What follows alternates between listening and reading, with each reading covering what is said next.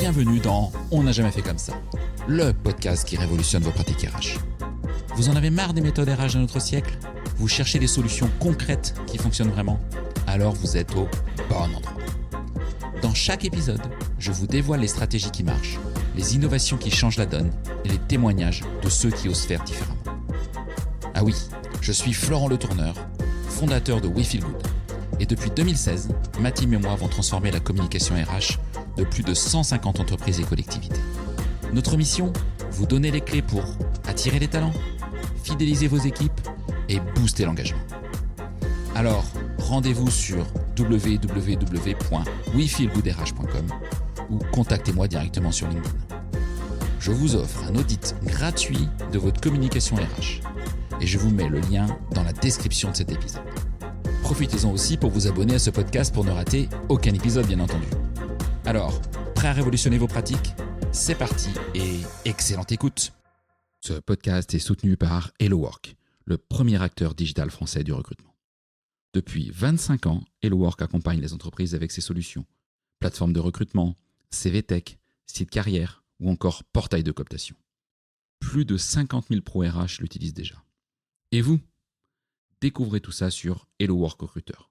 Vous trouverez toutes les offres dans le lien en description de cet épisode. Hello à toutes et à tous et bienvenue dans On n'a jamais fait comme ça. Alors aujourd'hui, on va parler recrutement, mais pas forcément comme d'habitude. On va parler accueil, on va parler écoute, transparence, fidélisation, bref, des mots qu'on utilise pour les clients et que mon invité lui applique aux candidats. Et mon invité, c'est Benoît Thieb, le directeur marque employeur et recrutement chez IKEA, une marque qu'on connaît tous. On adore monter des meubles. IKEA. Il a un parcours marqué par le retail et les ressources humaines et il défend une conviction simple. Et si on traitait les candidats comme nos meilleurs clients ? Préparez-vous, on va passer des caisses aux entretiens, des livraisons au onboarding et explorer ce que l'expérience client peut vraiment apporter aujourd'hui à l'expérience candidat. Hello Benoît. Salut. Merci d'être là, merci de m'accueillir à Paris. Et merci pour l'invitation aussi. Je t'en prie, je suis ravi de t'avoir à mon micro. Tu représentes une marque, je pense qu'en notoriété, tout le monde connaît en France. Enfin, je pense qu'il n'y a personne qui ne connaît pas IKEA. On est peut-être tous clients, on a tous notre carte IKEA Family. Voilà, la pub est faite. Mais on ne va pas parler de IKEA Family au quotidien. On va peut-être parler d'IKEA. Peut-être pas d'IKEA. On ne va pas parler trop des meubles d'IKEA parce que ce n'est pas trop le sujet. Mais par contre, on va parler d'expérience candidat et en lien avec l'expérience client. Avant toute chose, quand on regarde ton parcours, qui est extrêmement précis sur LinkedIn, on voit vraiment un fil rouge de la RH et du retail. Qu'est-ce qui t'a amené à choisir, je dirais, ce métier au départ et ce double sujet RH et retail ? Écoute, moi j'aurais presque tendance à dire que quand on regarde mon parcours, on se dit what the fuck quoi. Ouais. Parce que ouais, retail c'est sûr, 9 ans et demi chez Decathlon, maintenant 8 ans chez IKEA. Ouais. Et pour autant, je suis rentré vendeur temps partiel étudiant chez Decat. Maintenant, je suis directeur du recrutement marque employeur chez IKEA. Je voulais être pompier, moi, étant jeune. Okay. Je voulais être officier de sapeur-pompier. Je voulais commander. Et puis, à un moment donné, je me suis dit, est-ce que c'est encore ce que je veux faire ? Non. Mais en tout cas, j'ai tendance à dire que ça fait effectivement 15-20 ans que je fais de la RH, même si ça fait que 3 ans que je suis dans le secteur. Parce que quand tu es manager, tu es le premier RH en contact avec les équipes. Et dans des boîtes comme Decathlon ou Ikea, pour citer que celle-ci, quand même du leadership, de l'attention à l'humain, du développement. Et ça, pour moi, c'est le métier de RH. Donc, effectivement, c'est ce qui m'a bercé. Par hasard, et chez Decathlon, on recrutait des nuls futurs bons. Donc, je me dis que, en tout cas, j'ai été recruté sur ce critère. Est-ce que je suis devenu bon ? Des nuls futurs bons. C'est comme ça que vous dites ? Exactement. C'est énorme, ça. Et y a plein de nuls futurs bons. Il y avait plein de nuls futurs bons et on recrutait, tu recrutais ton remplaçant sans qu'il le sache. D'accord. Ouais, tu lui disais pas, bon, t'es un peu nul, mais on va t'aider à grandir. C'est ça.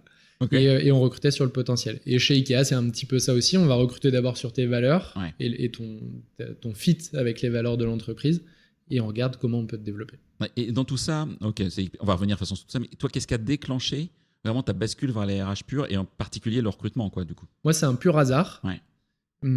Parce que ça s'est passé lors d'un repas et un repas un petit peu arrosé. un poste qui était libre sur le recrutement. Moi, j'ai toujours dit je finirais chez les RH parce que chez Decathlon, j'ai fait un peu de formation, j'ai toujours accompagné, toujours eu une attention à l'homme et aux femmes de l'entreprise. Et pour autant, j'ai toujours été dans des chiffres. J'ai fait un bac spé maths, j'adore ça. Ouais. Beaucoup d'Excel chez Decat sur mon début de parcours chez Ikea en contrôle de gestion. Et pour autant, j'ai toujours eu cette attention aux collaborateurs. Et donc, j'ai toujours dit je finirais chez les RH. Et en fait, lors de ce repas, revient cette phrase-là de je finirai toujours chez les RH. Et la personne que j'ai en face de moi me dit pourquoi tu postules pas ? On a un poste qui est dispo. Et là, moi, je lui dis écoute, oui, c'est le recrutement, mais pour moi, c'est quand même une spécialité. J'ai recruté en tant que manager. Tu t'étais jamais vraiment formé au recrutement ? Pas du tout. Tu l'avais fait sur le tas, comme beaucoup de gens. Non, moi, j'ai recruté en me disant est-ce que je peux passer 1000 km en voiture avec cette personne, en demandant si cette personne préférait les chats ou les chiens. J'ai fait tout ça. Et en tout cas, à cette période de ma vie, j'étais encore un peu sur ce standard-là. Et donc là, ça fait 3 ans et demi où j'ai découvert vraiment ce qu'était le recrutement et où j'ai fait de la curation de contenu assez forte. Et du coup, tu t'es formé après ? Ou Decathlon t'a formé ? Comment ça s'est passé ? Alors, le passage, il est chez Ikea. Plutôt chez Ikea, sur le recrutement. J'ai eu un accompagnement de la part du groupe, mais quand j'ai le poste le jour J, je me dis, il me reste 2 mois. C'est important pour moi d'être légitime par rapport à l'équipe. Parce que tu es une équipe qui a peut-être quelque part plus d'expérience que toi. Exactement. En et à la fois, c'est ce qui me rassure de prendre le job en me disant, parce que cette personne, le soir du repas, me dit, t'es bête, on cherche pas un recruteur, on cherche quelqu'un qui a une vision 360 sur la stratégie, une compréhension peut-être aussi des enjeux business, et ça tu peux l'apporter. Et donc ça me rassurait d'avoir des experts et des gens qui savaient recruter et que ce serait pas forcément mon job, et à la fois quelque chose de très personnel, d'avoir besoin de montrer, peut-être aussi de maîtriser et de contrôler, mais de savoir faire pour pouvoir demander aux gens de bien faire leur travail et de comprendre comment ça fonctionne. Donc ce jour où j'ai le poste, je m'achète, je pense, 3 bouquins. Je fais de la veille sur Internet, je regarde les podcasts qui sont dispo et c'était parti. Ouais, t'as pas suivi un parcours école de recrutement ou Blendy ou non, comme ça de A à Z, donc tu vas bien. Du tout, parce que à cette époque-là, je ne sais pas ce qu'est un ATS. Ah oui. Je ne sais pas ce qu'est la marque employeur. Je ne connais pas le concept. Et donc ça, c'est il y a 3 ans et demi. Et donc, je ne sais même pas ce qui existe sur le marché pour me former. Je sais même pas qu'il faut que je me forme. Ok, très clair. Et aujourd'hui, si tu devais résumer ta conviction forte dans ton rôle de RH, professionnel RH en entreprise, ce serait laquelle, cette conviction aujourd'hui ? Avec quelque part ce recul sur le métier, l'écosystème, les outils, on va revenir sur tout ça. Ma conviction, ce serait comment on s'intéresse réellement à l'humain, tant à la première étape qui est celle du recrutement, et donc qui est mon candidat et comment je m'adresse à lui et comment je prends soin aussi de lui comme si c'était mon client, on va pouvoir en parler. Et on sait très bien chérir nos clients, on sait très bien se dire comment je ne perds pas mon client, et pour autant, je pense qu'il y a des prises de conscience ou une volonté de le faire, mais est-ce qu'on y est encore ? Non, et nous les premiers. Mais comment je m'intéresse à ça ? Pareil pour le collaborateur, comment je m'intéresse foncièrement au collaborateur ? J'écoutais un podcast cette semaine qui parlait de la différence entre l'appétence et les compétences. On s'intéresse assez peu à l'appétence au final de nos collaborateurs, qui est pourtant, si on prend l'équation de la performance durable, sens, motivation et compétences, et la motivation, c'est est-ce que j'ai envie de le faire ? Et moi, je prends toujours l'exemple, si j'ai envie de faire quelque chose, je vais mettre tous les moyens nécessaires pour pouvoir me former, c'est ce que j'ai fait là. Par contre, si j'ai pas envie, je le ferai pas. Je peux avoir les compétences, je ferai pas la tâche. Et dans l'intérêt à l'humain et sur le développement de nos talents, je trouve que c'est là où on va pas assez, mais parce qu'on leur demande pas qu'est-ce que tu veux faire. Qu'est-ce que tu veux faire cette année ? Dans quoi tu prends du plaisir ? Parce qu'on a aussi un peu peur de ce qui va en ressortir, comme quand on demande le feedback à nos clients sur leur expérience. Et aujourd'hui, chez Ikea, tu vois, la culture Decathlon ou la culture Ikea, alors qui n'est peut-être pas la même, parce que je pense qu'il y a certainement des écarts forcément, où vous êtes quand même très ouvert sur les profils que vous recrutez, vous êtes plutôt sur le potentiel. justement ce sujet entre appétence et compétence, c'est un vrai sujet pour vous ou pas si fort que ça en fait? Pas assez. Ouais. Moi, tu vois, et sincèrement, je te parle de ça parce que j'ai eu cette matrice cette semaine, quoi. D'accord. Je pense que c'est quelque chose sur lequel on a des brides de s'intéresser. Ok, bon, bah, cette année, c'est quoi les projets sur lesquels tu aimerais t'investir? Mais malgré tout, on est sur qu'est-ce qu'on upskills, comment on travaille sur toi, sur ta compétence. Sur les recrutements, on va d'abord assesser les valeurs, mais une fois que tu es dans la boîte en interne, on va quand même regarder si tu sais faire le job, alors qu'on ne sait jamais vraiment faire un job. Et si tu postules, c'est aussi peut-être pour apprendre comment on le développe. Donc on est, je dirais, sur un bon standard. On est une belle boîte, ça fait 8 ans moi, que je suis chez Ikea, donc toujours tendance à dire si ça fait 8 ans, c'est que c'est bien. Et pour autant, je pense qu'on peut aller chercher plus loin. On a un terreau qui est hyper favorable. Ok. Est-ce que dans ton parcours, et quelque part, soit au moment de la bascule vers la RH ou depuis que tu es dans ce rôle, est-ce qu'il y a une rencontre, un mentor, une mentor qui a vraiment changé ta manière de voir la fonction? Quelqu'un que tu as vraiment inspiré, qui est peut-être chez Decathlon, chez Ikea ou ailleurs?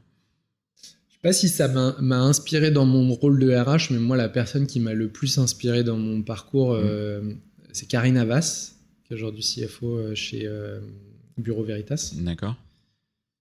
Ancienne volleyeuse de haut niveau, capitaine de l'équipe de France de volley, qui s'est reconvertie derrière sur du contrôle de gestion.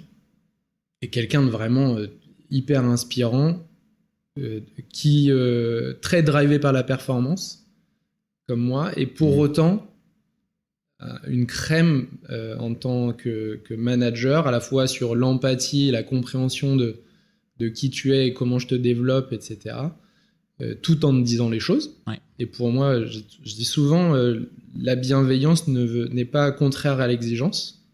Et si je ne m'intéresse pas à ce qui est ton travail, et donc l'exigence, je m'en fous un petit peu. Et c'est Michel Leclerc qui disait ça, j'étais bercé là-dedans chez Decat, c'est l'exigence, c'est le meilleur service que tu peux rendre à une personne. Parce que ça lui montre que tu t'en fous pas de son travail. Et c'était un peu ça avec Karine. Et je pense aussi ce qui a fait mon attachement à son leadership, c'est aussi l'époque Covid, où j'arrive sur l'équipe contrôle de gestion au siège.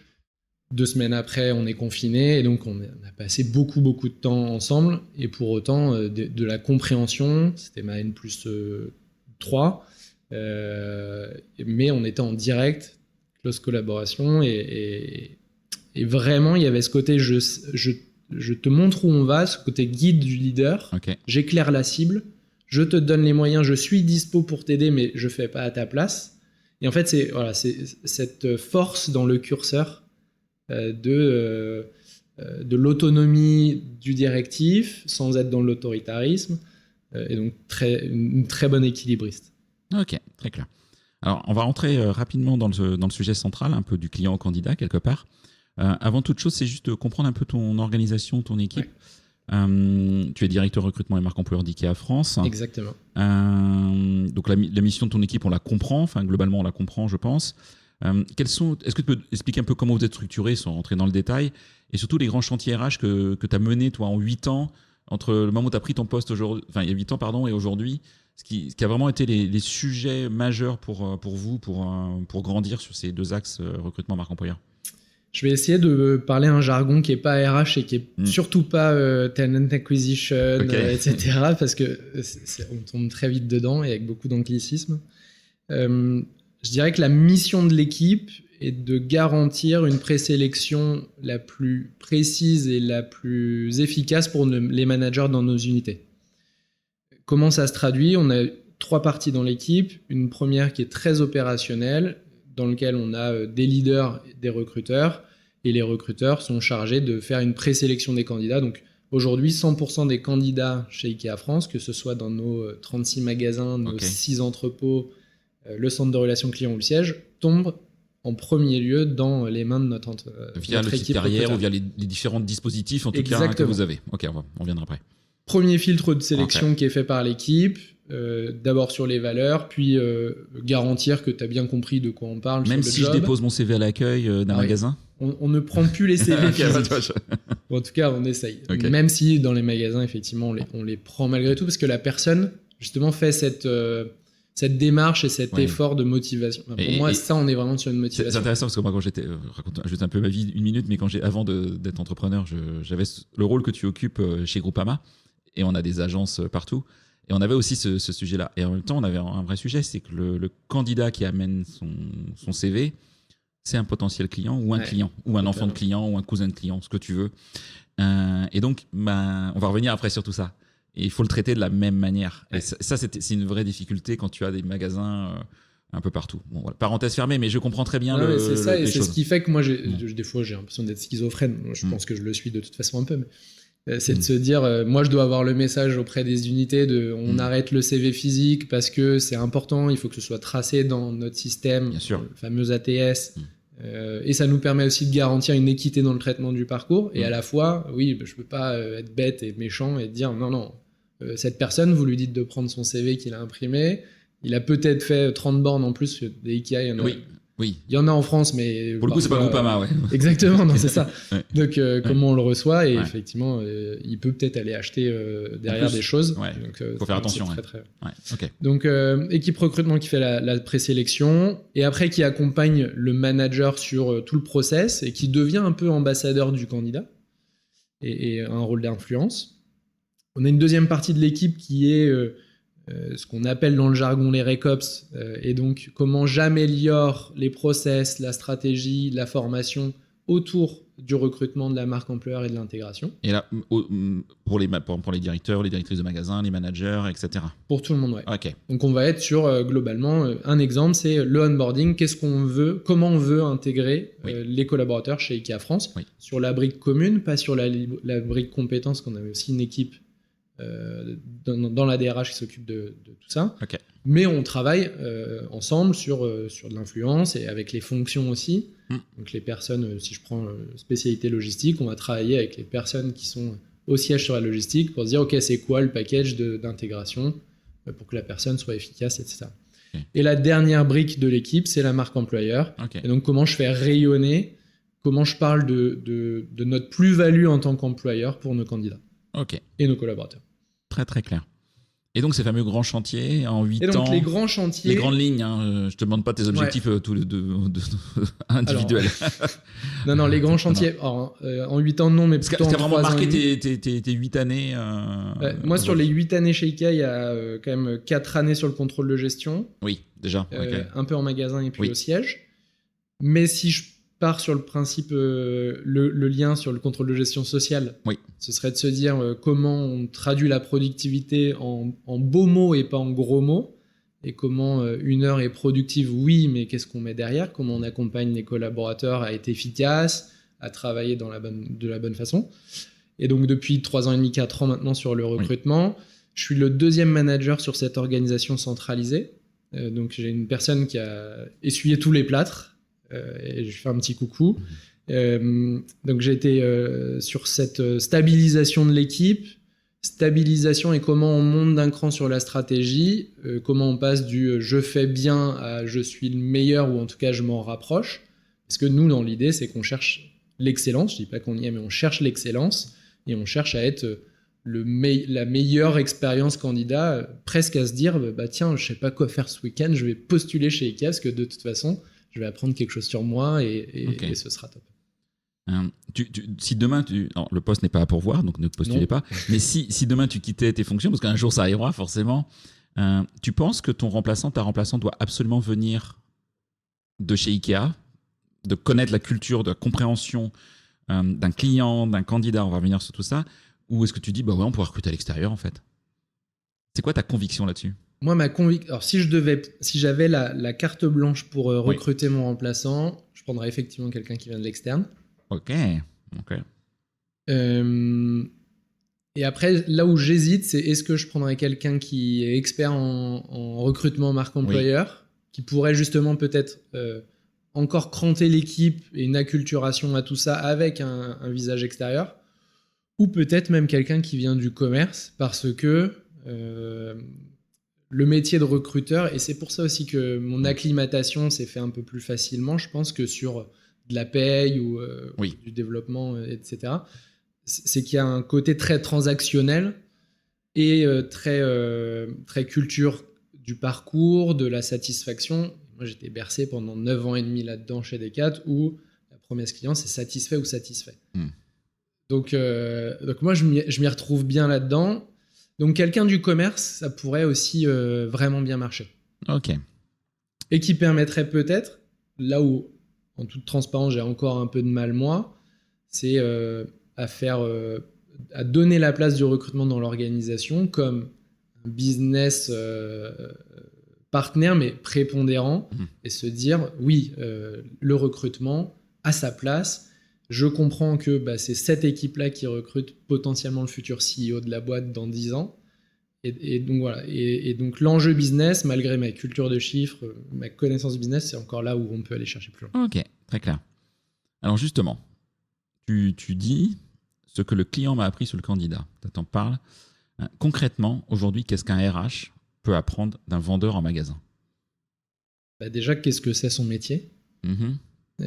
Parce que combien de RH, mais même de personnes qui sont au siège, et pas que chez Ikea, ont un impact sur le business indirect, mais ne savent pas ce qui se passe. Donc pour ça, nous, dans les périodes d'intégration, on a à cœur de se challenger là-dessus. On n'est pas à 100% des personnes, donc je ne fais pas de belles promesses, mais en tout cas, c'est quelque chose qu'on a écrit. C'est qu'il y a une période qui se passe dans les magasins.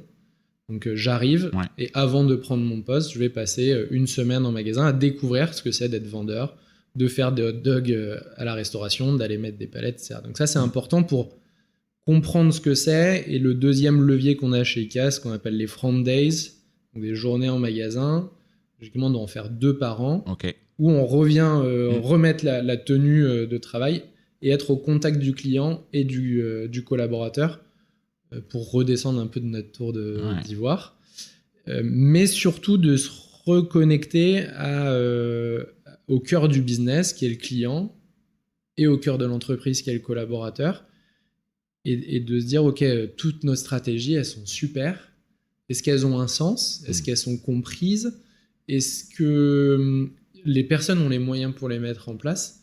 Et c'est là peut-être le message moi que je passerais, c'est passons du temps avec nos collaborateurs pour se dire tiens, j'ai pensé à ça, qu'est-ce que t'en penses ? J'ai mon idée, mais qu'est-ce que t'en penses ? Et peut-être c'est aussi quoi ton besoin ? Alors, quelque part, c'est co-construire. Exactement. Mais ça, moi, je le vois effectivement dans des entreprises ou dans des parcours candidats, il est co-construit avec des collabs qui ont d'ancienneté, puis des collabs qui sont récents, donc ont vécu le parcours candidat, etc. Combien t'as de boîtes qui travaillent sur leur process de recrutement et pour autant qui se disent pas j'embarque les opérationnels, les managers, pour les citer, pour voir si c'est cohérent et si ça répond à leurs attentes, mais aussi leur disponibilité. Moi, je peux dire, je veux que tu rencontres quelqu'un dans les 3 jours, mais en fait, le business, c'est aussi que tu es peut-être le week-end en train de taper en caisse tout le week-end, que tu es full booké, et quand tu es en magasin, la prio, c'est les clients, t'arrêtes tout. Chez Ikea, on a le code Viking. D'accord, c'est quoi ça ? Et le code Viking, c'est tous ceux qui sont disponibles ou en train de faire un truc qui peut être lâché, on arrête tout et on va à l'endroit pour se donner un coup de main.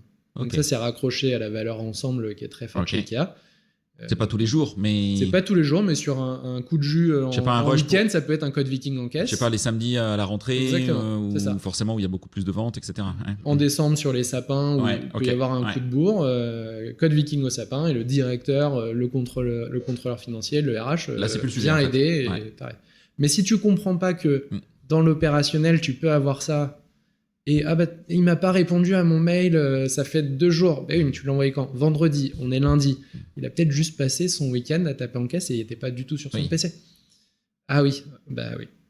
Et donc c'est se raccrocher à ce qu'est le business, aussi la vie du ranch, parce que on reste un métier de service, même si on veut être business partenaire, et c'est pareil, t'as la schizophrénie de ça, on veut être business partenaire, mais on est pourvoyeur de service. Comment je trouve le curseur, comment je mets le curseur entre les deux ? Alors, Un client, on l'accueille. Un candidat chez IKEA, on l'accueille comment? Est-ce que tu penses qu'aujourd'hui c'est optimum ou il y a encore plein de choses à travailler? Comment tu vois les choses?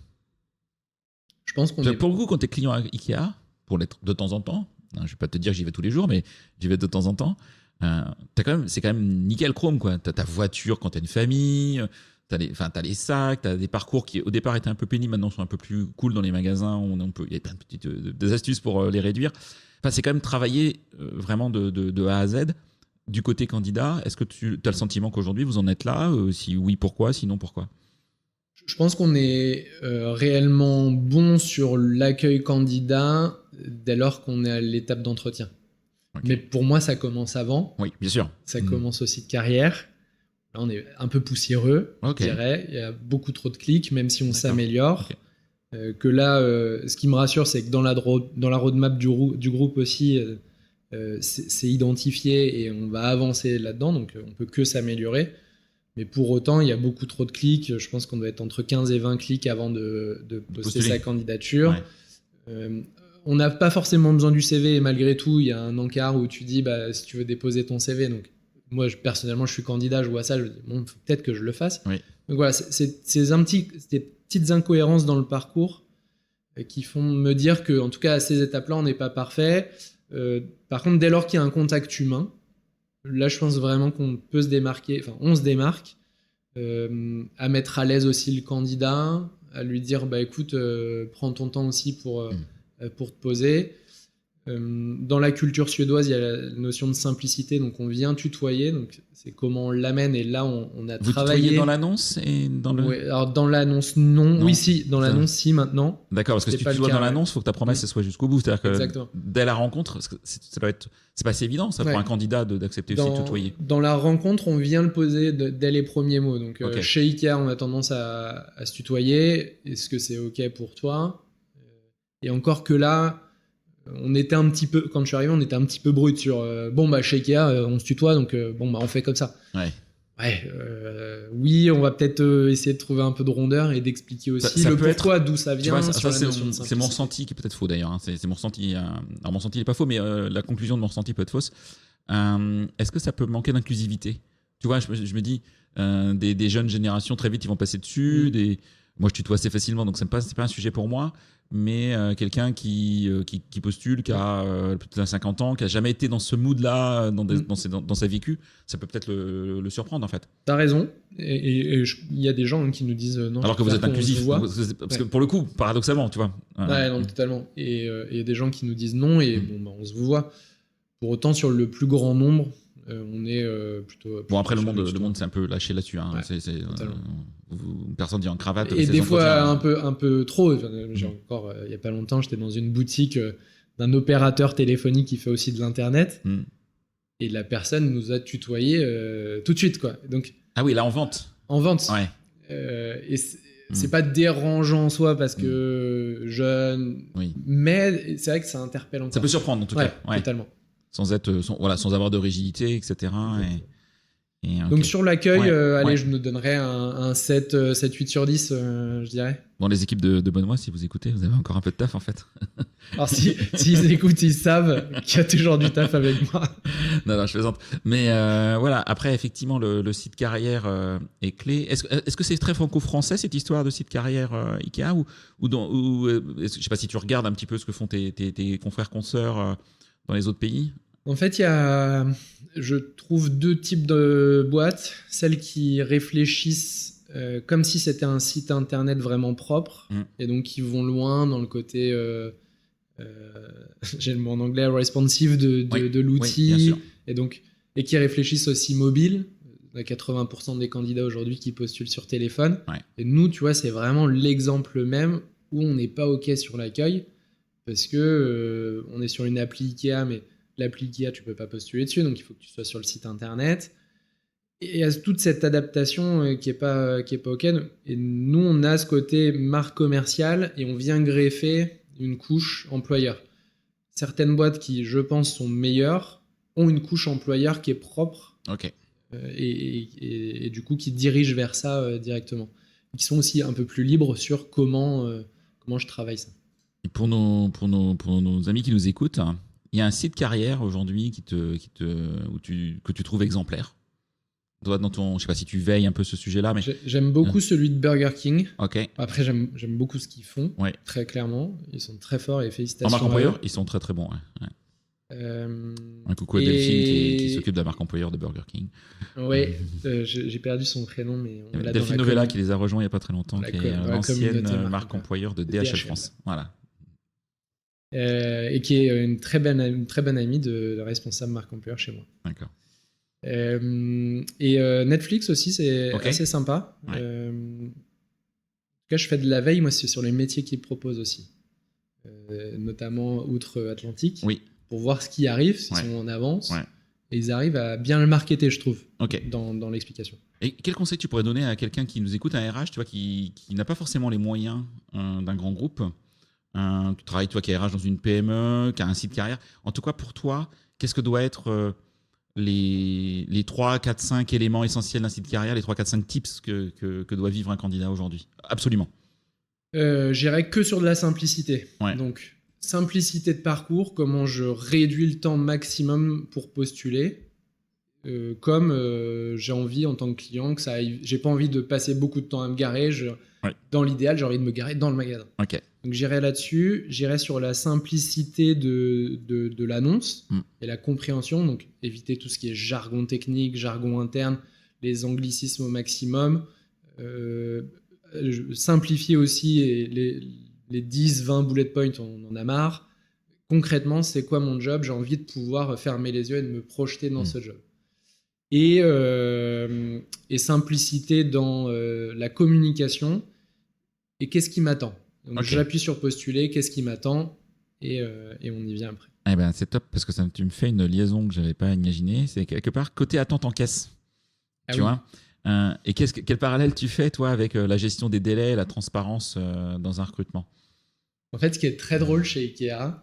Parce que passer à la caisse, ça nous saoule tous. Alors, c'est pas payé peut-être, mais on n'a pas envie d'y passer une demi-heure, quoi. C'est ça, et pour autant, si je dis pas de bêtises, dis-moi si je me trompe, mais tu sais que... Alors, moins maintenant, parce qu'on a beaucoup travaillé, ça a été une grosse priorité depuis, je dirais, 6 ans, l'attente en caisse. Moi, j'étais client avant d'arriver chez Ikea, je savais que j'allais chez eux, j'allais attendre en caisse, mais c'était OK. Moi, j'ai mon appli Ikea Family quand je suis en caisse. Quand je vais dans le magasin, si tu passes en caisse, mais en fait, ça va très vite. Oui, maintenant, tu as avec l'app, le scan and go. Ouais, c'est ce que je fais. Bon, tout le monde connaît ma vie. Donc ça, donc il y a ce côté-là. Et en fait, l'attente, je dis toujours, il y a l'attente réelle et l'attente perçue. Et qui est très vrai dans tous les commerces.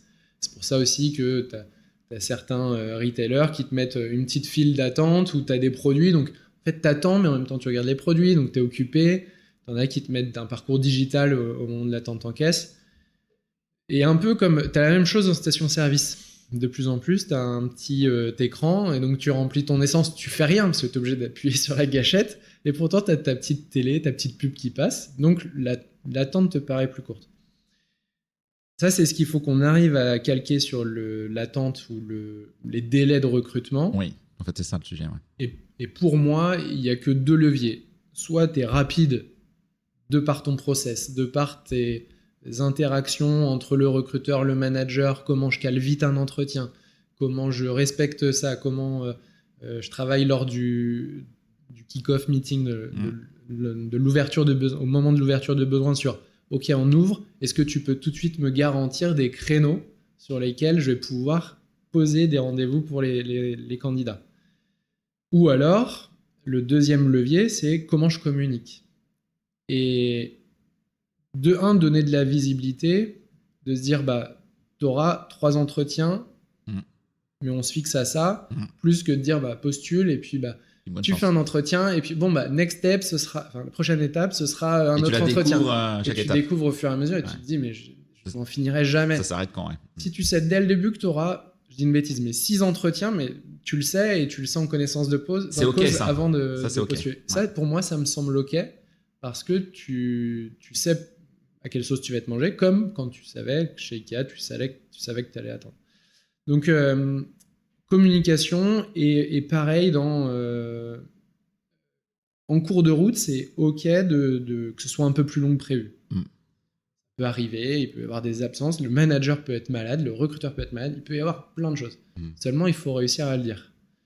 Et je fais souvent le parallèle sur les livraisons. La livraison, on a tous envie que notre cuisine soit livrée tel jour parce qu'on a posé notre journée et qu'on a envie d'être là ce jour-là. Mais il n'y a rien de pire que d'avoir posé sa journée et d'attendre le livreur et en fin de journée, on n'a toujours pas de news. Que si la veille, on m'a appelé, oui, c'est embêtant parce que j'ai posé ma journée, je vais peut-être pouvoir annuler mon congé. Et puis, je vais surtout pouvoir faire autre chose. Je ne vais pas rester à la maison à attendre que le livreur n'arrive pas. Et donc, je pense que sur le recrutement, c'est là aussi où, pour le coup, c'est quelque chose qui est facile de juste de communiquer, d'appeler son candidat. Écoutez, j'ai eu le manager, ça va être un petit peu plus long. On est en train d'affiner. Tellement en phase sur ce sujet. Moi, quand j'avais un cabinet de recrutement avant, c'était le sujet que j'avais avec les consultants. C'est tu préviens. Tu l'informes que, en fait, nous, on n'a pas le retour du client, parce qu'en plus, tu as un jeu avec le client. Le client s'était engagé, et puis pour des raisons X, tu ne l'as pas, et c'est peut-être des bonnes raisons, même si des fois ça peut être embêtant, mais tu préviens le candidat. Et peut-être faire le mort, mais c'est une cata en fait. Ouais, c'est là où souvent les profils qui viennent des cabinets, tu vois, qu'on a pu avoir, apportent ça. Parce que je parle pas en connaissance de cause justement. Tu passes ton temps à faire tout. Des fois, tu joues au facteur, entre guillemets, parce que tu as ton client, tu as les candidats, même un peu plus de valeur ajoutée qu'un facteur, évidemment. Mais en tout cas, tu es entre les deux. Et donc, forcément, si tu n'as pas compris ça, t'es vite, d'abord, t'es mort, quoi. Enfin, c'est clair. Parce que tu te fais engueuler par le client et tu te fais engueuler par le candidat. Et tu n'as pas envie de te faire engueuler. Donc, Mais je sais pas, du coup, qu'est-ce qui fait qu'aujourd'hui, chez le candidat, on n'arrive pas encore à donner cette visibilité. Aujourd'hui, tu vois, moi, je vois dans des entreprises des engagements sur des sites web carrière ou dans les offres d'emploi.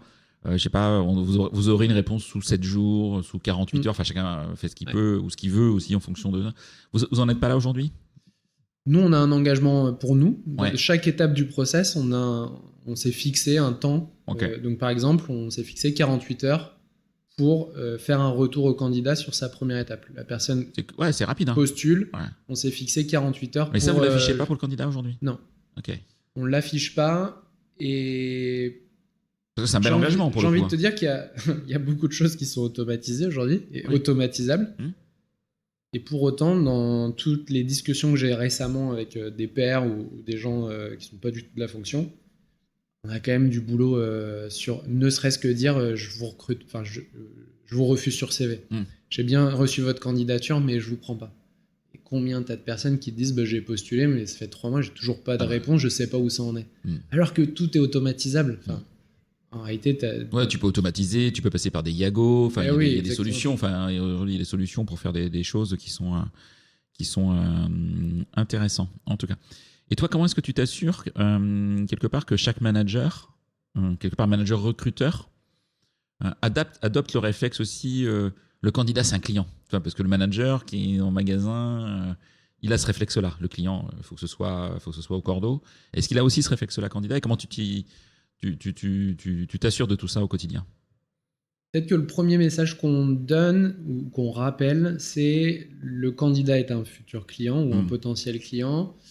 Et toi, recruteur, manager, tu mets aussi, tu as la responsabilité de l'image de l'entreprise. Et donc, en ghostant un candidat, en étant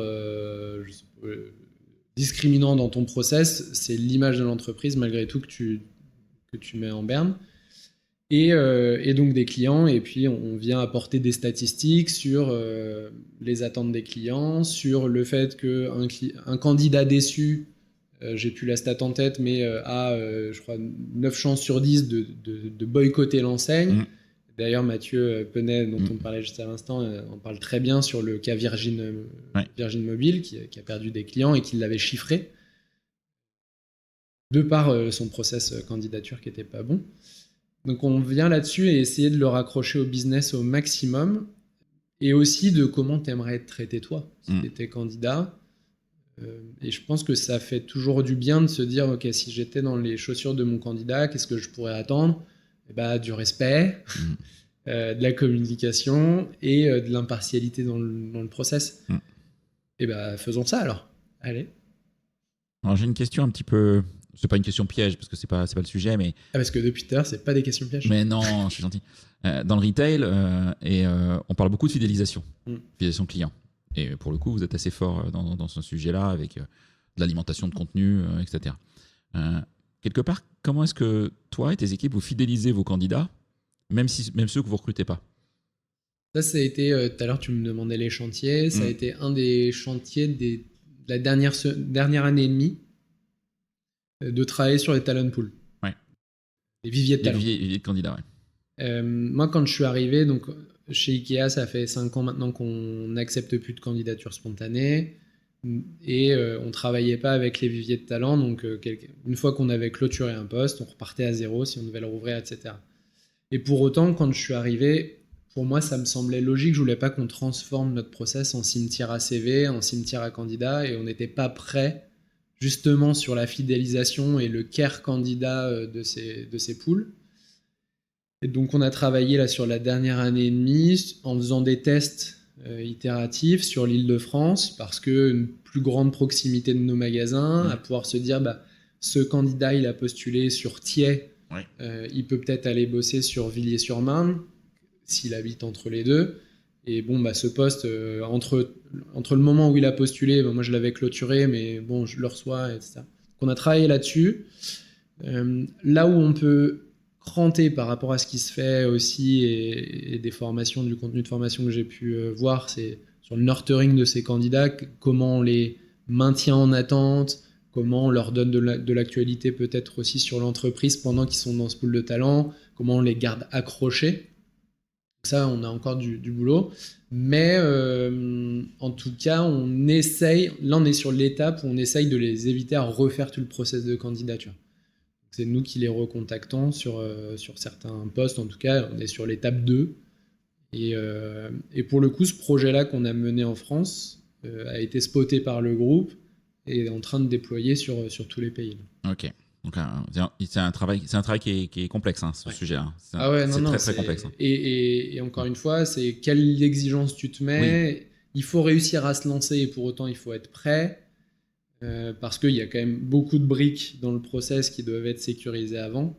Ouais, et puis là, il faut quand même un minimum, même si j'aime pas parler que d'outils, mais il faut un minimum d'outillage perfectionné pour réussir ce genre de choses. Exactement. Je connais pas le nombre de candidatures que vous recevez par an, mais 240 000. Voilà, donc tu vas pas traiter ça dans un fichier Excel, quoi. Non, et pour autant, on est sur une boîte comme beaucoup où le gain d'efficacité est important. Repartir à zéro à chaque fois, ça paraît aberrant. Donc ouais, non, c'était un enjeu pour nous. On peut toujours pas envoyer de candidature spontanée? Non, toujours pas. Donc si j'ai envie de candidater, il faut que je candidate à un poste même si je suis pas totalement dedans en fait. Je reçois moi de temps en temps des mails ou des messages sur LinkedIn et moi, j'ai des réponses toutes prêtes. Bien sûr.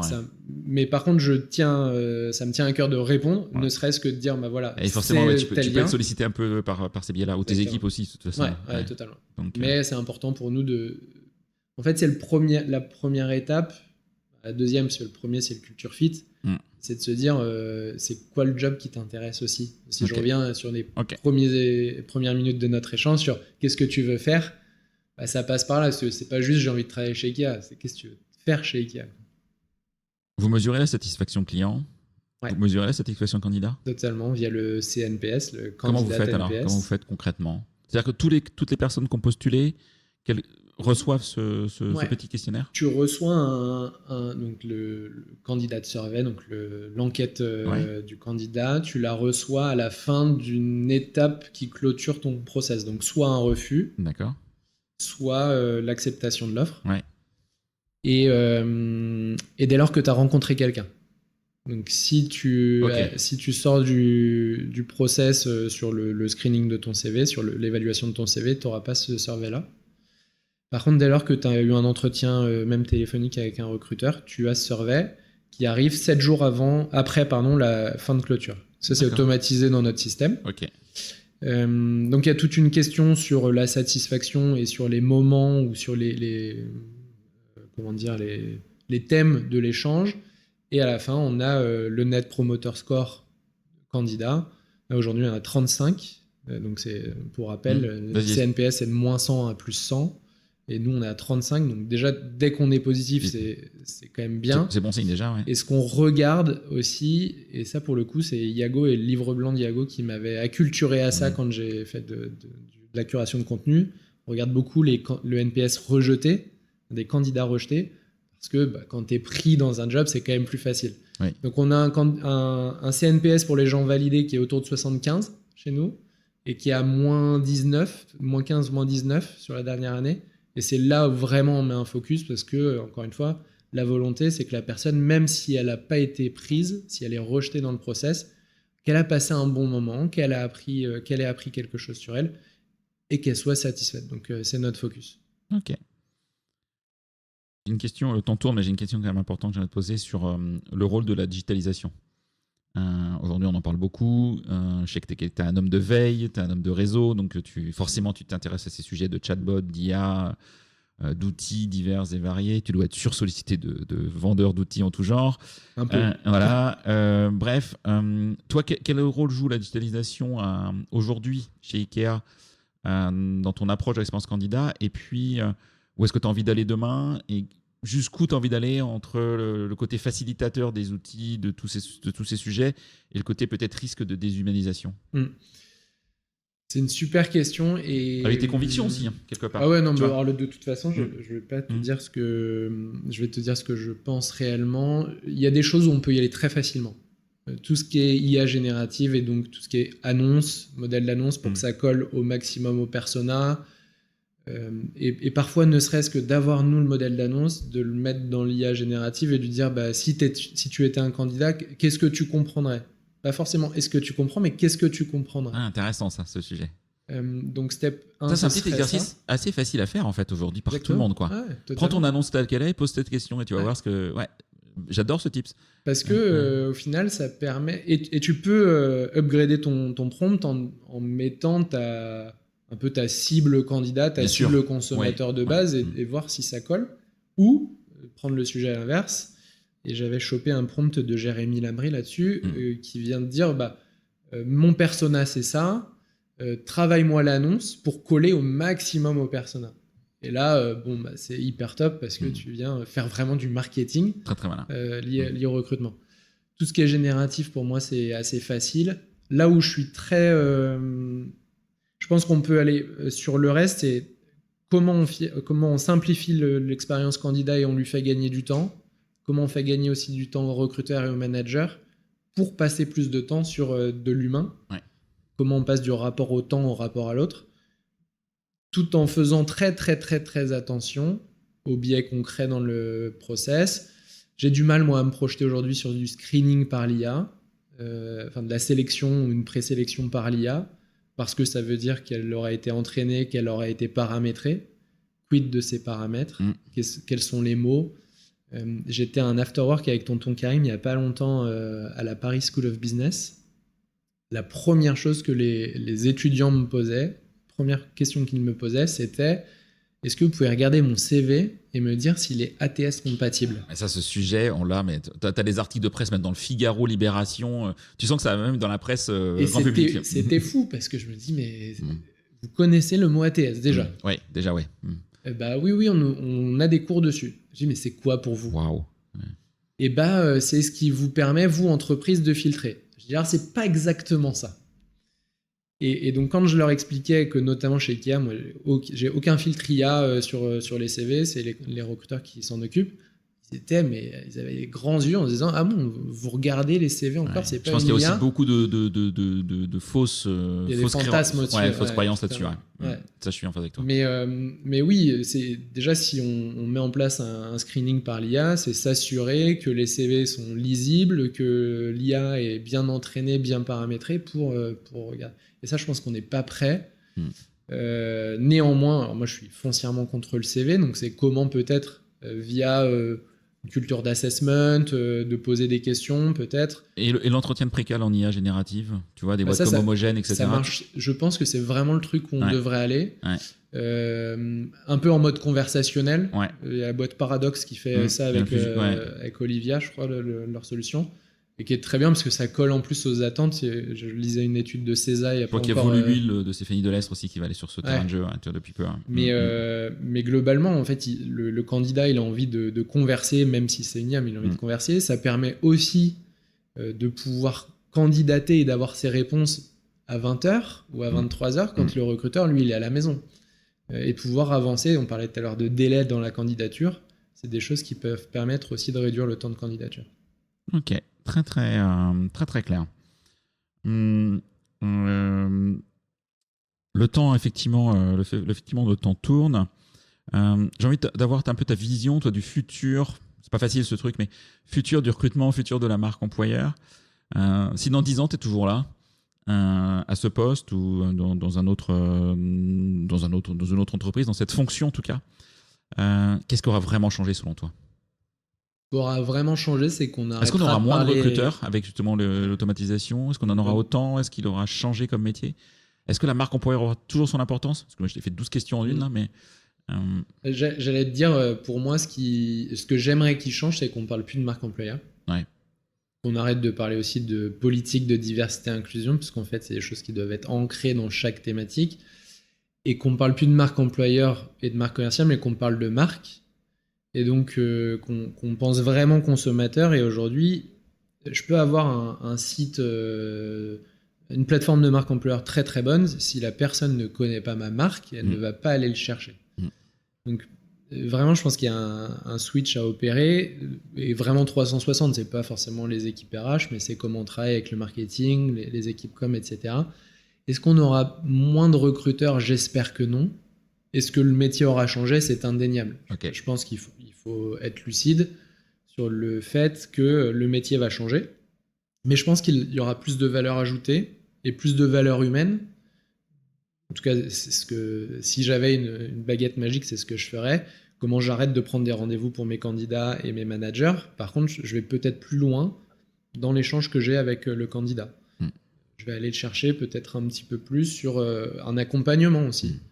Et pas seulement je viens t'évaluer, mais je viens t'accompagner. Bon, écoute, je te fais un feedback négatif, mais là, je prends le temps que je n'avais pas avant pour te dire voilà ce que tu pourrais vraiment améliorer pour la prochaine fois où tu viendras me voir. Je peux me permettre un ajout sur ça parce que je pense que ce que tu dis. Alors, je suis en phase à 100%. Et je pense que ça peut être aussi l'occasion pour les recruteurs de passer aussi plus de temps. Et tu l'as dit au départ, hein, donc je le rajoute, mais tu l'en as parlé, avec les opérationnels. Les brief managers, moi, tu vois, quand nous, on travaille, on fait des audits chez des clients qui nous payent pour ça. Et j'entends des recruteurs, mais j'ai pas le temps de faire un brief avec mes managers. Donc, j'ai une annonce type, quoi. Mais même si tu as une annonce type, je pense que ça vaut quand même le coup d'échanger avec le manager qui est au magasin de Rennes ou au magasin de Nantes. Parce que peut-être qu'il y a des écarts entre le magasin de Rennes et le magasin de Nantes, tu vois, qui sont minimes, mais qui sont importants. Sur ce sujet-là, ça fait 6 mois que le kick-off meeting est obligatoire avant l'ouverture du poste chez nous. D'accord. Parce que c'est effectivement, même au sein d'un même magasin, un poste de vendeur n'est pas égal à un poste de vendeur. Okay. Parce que je vais peut-être recruter un expert plutôt qu'un junior la fois d'avant. Et le brief peut être rapide sur ces recrutements volumiques. Tu vas peut-être pas y passer 2 heures, évidemment. Mais c'est important de sacraliser. Ça permet aussi de s'aligner sur OK, qui rentre dans le process. OK, donc il te voit toi et il voit après. OK. Et tu t'engages bien, etc. Exactement. Okay. Et en fait, si tu fais le parallèle, on a beaucoup parlé marketing. Si tu fais le parallèle avec une campagne marketing, tu lances pas une campagne sans avoir un brief. Là, c'est pareil. C'est le même sujet, ouais. Ok, très très clair. Est-ce qu'il y a un sujet que j'ai pas abordé dont tu aurais aimé parler? Non, après, transparence de rémunération, on peut en parler, mais des heures. Je pense qu'il faut que j'en fasse un épisode parce que je pense que ça va être le sujet 2026, je ne sais pas pourquoi. mais c'est important et encore. Alors, on parlait de simplicité et de rapidité dans le process de candidature. Ça aujourd'hui, c'est le cas? C'est le cas chez vous, transparence? Ouais, déjà. Alors, le premier step, c'était des transparences des bandes de rémunération en interne. Donc, ça, c'est le cas depuis mars. Ok. On avait. En fait, on a 2 entités juridiques chez nous, les entrepôts et les magasins. D'accord. Et sur l'entité juridique des entrepôts, on a une transparence en interne depuis plus longtemps. Donc, on avait déjà dégainé sur les annonces liées à la logistique. Et l'idée, c'est aussi d'accepter que ton niveau de rémunération, il est bon ou pas bon, peu importe. Mais en tout cas, c'est celui-ci, tu l'annonces et tu acceptes que ton candidat, ça lui convienne pas, mais tu gagnes du temps aussi à ne pas t'inscrire et à ne pas l'inscrire dans un process. Et pour moi, c'est aussi ça, une mesure de simplicité et de care candidat. C'est qu'on se dise tous ensemble, ce poste, c'est pas le moment. ou alors il ne te convient pas, et c'est OK. Et la boîte aussi peut ne pas te convenir, et peut-être que dans 10 ans, elle te conviendra. Mais de se dire aujourd'hui, économisons-nous du temps, parce que le temps, c'est la seule ressource qu'on ne peut pas récupérer. Mais non, puis on a tous, quelle que soit notre vie, on a tous 24 heures. Exactement. Donc voilà, ça c'est vraiment un sujet. Ok, très clair. Est-ce qu'il y a une courte anecdote pro que tu pourrais nous raconter, que tu n'as jamais raconté à un micro? J'y ai longtemps réfléchi. Parce qu'en plus, c'est pas facile, comme tu es quand même passé sur pas mal de podcasts, c'est pas facile. Non, il y a... T'es limite un homme public, toi, donc... Non, j'ai 10 000 anecdotes. Quelque chose qui t'a marqué, même si tu l'as déjà raconté, mais quelque chose qui est pour toi, en tout cas, qui t'a surpris un jour, qui t'a marqué positivement, ou une histoire avec un candidat qui t'a fait halluciner? Donc, je dirais l'inverse peut-être, et ça c'est quelque chose que j'ai jamais partagé au micro et qu'on m'a dit il y a pas longtemps, tu devrais en parler de temps en temps. Il y a 2 ans, j'ai décidé de faire le ramadan avec l'équipe. Ok. Moi je suis agnostique, mais c'était important pour moi de comprendre. Ouais. Donc, on a une équipe qui est le reflet de la diversité sur tous les plans, et ça c'est chouette. Et pour autant, on était à un moment de l'année où c'était important pour moi de comprendre ce que c'était, pouvoir après adapter, et c'était drôle parce que l'équipe en elle-même a dit mais pourquoi tu fais ça? Pourquoi tu te mets dans le dur? Parce que tu comprends pas ce que c'est. Et effectivement le premier soir c'était très très dur, j'avais très mal à la tête de pas avoir bu, etc. C'était plus dur de pas boire plutôt que de pas manger, mais c'était important. Et tout à l'heure je te parlais de légitimité, d'apprendre à comprendre ce qu'est le boulot de l'équipe avant de pouvoir manager. C'était un peu ça, et le côté curiosité, c'est vrai que j'en ai jamais parlé, mais ok. donc, mais parce qu'il y avait un sens derrière, je le fais pas pour plaire, etc. J'avais besoin de comprendre, et c'est un peu plus clair pour c'est moi. Tout à ton honneur, je trouve, tout à ton honneur de le faire, quoi. Donc, ce qui est hyper riche, c'est que ça a amené plein de discussions autour de la religion, autour de ce qui est réellement puis de comprendre. Texte, et de comprendre. Et de comprendre, voilà. Après, chacun ses avis, chacun ses choix, etc. Mais c'est un autre sujet de comprendre. Ok, très clair. T'en as quelque part un peu parlé, mais je trouve ça vraiment important. En tout cas, moi, je suis très à cheval là-dessus, donc c'est pour ça que je pose cette question un peu à tous les gens que j'interviewe. C'est comment toi tu fais ta veille professionnelle? Est-ce qu'il y a des incontournables pour toi dans ta veille RH, ou est-ce que tu papillonnes et c'est ok aussi? Est-ce que tes livres, est-ce que tes podcasts, est-ce que tes réseaux sociaux, etc. Je suis un petit peu tout. Je suis beaucoup podcast parce que j'ai du mal à faire qu'une seule chose à la fois. Donc le podcast, ça me permet, quand je cours, de pouvoir écouter. Et, des podcasts et je trouve que tu peux citer? Alors le tien, celui d'Alexandra Hamda, Tam Tam de Léo, très bien. Ok. Il y a quand même beaucoup de matière top. Là où il faut être vigilant, c'est que c'est souvent les mêmes invités. Donc je sélectionne par rapport à la thématique et par rapport à l'invité. C'est intéressant ce sujet, tu vois. Moi, j'essaie de mixer des invités comme toi qui sont déjà passés sur des podcasts et des invités qu'on n'a jamais entendus. Mais j'essaie d'avoir un équilibre, tu vois. C'est pas toujours simple, hein, honnêtement. Bon, la parenthèse, mais c'est un sujet important. Non, mais c'est important. Et je trouve que de courir en écoutant un podcast, t'es vraiment dans le sujet. Après, pas beaucoup de livres, mais parce que je suis très liseuse et qu'aujourd'hui, les livres sur le recrutement, on a assez peu qui sont dispo. De plus en plus, mais en format e-book. Mais permis de recruter, Élise Léo, bien entendu. Là, il y a celui qui vient de sortir, le dernier de Charlène et Tonton Karim. Je me suis dit, si Charlène et Tonton Karim nous écoutent, je ne sais pas s'ils nous écoutent. Il faut et tu lui dis, je lis pas le livre. D'ailleurs, ça fait longtemps que j'en ai pas lu. non, bien sûr que je vais le lire, mais j'ai une pile à lire qui est assez grande et beaucoup plus de mal sur le physique. Ouais, et puis pour les gens qui n'ont, je me permets pour les gens qui nous écoutent, qui voudraient lire le livre de Léo ou le livre de Charline et Tonton Karim, c'est pas des livres que vous allez lire de la page 0 à la page 400. En fait, vous pouvez aussi prendre des paragraphes en fonction de ce qui vous intéresse. Donc c'est pas un roman, donc c'est ça qui est vraiment intéressant, je trouve. Et pour autant, moi je suis archi bleu en profil disque, donc je vais te lire ça de la page 1 d'accord. la fin. Mais non, c'est des trucs qui sont... En fait, ce que j'adore dans... celui de Tonton Karim et Challenge, j'ai pas encore lu, mais Léo et Élise, c'est très vulgarisant. Oui. Et donc c'est aussi très très bon pour les managers. Ouais, et pour les jeunes RH, lisez ces genres de livres. C'est juste, vous allez grandir de fou. Et après, non, LinkedIn, beaucoup. Je passe beaucoup de temps aussi pour moi sur LinkedIn, mais je nourris des thèmes qu'après je vais creuser. L'IA m'aide aussi à favoriser ça.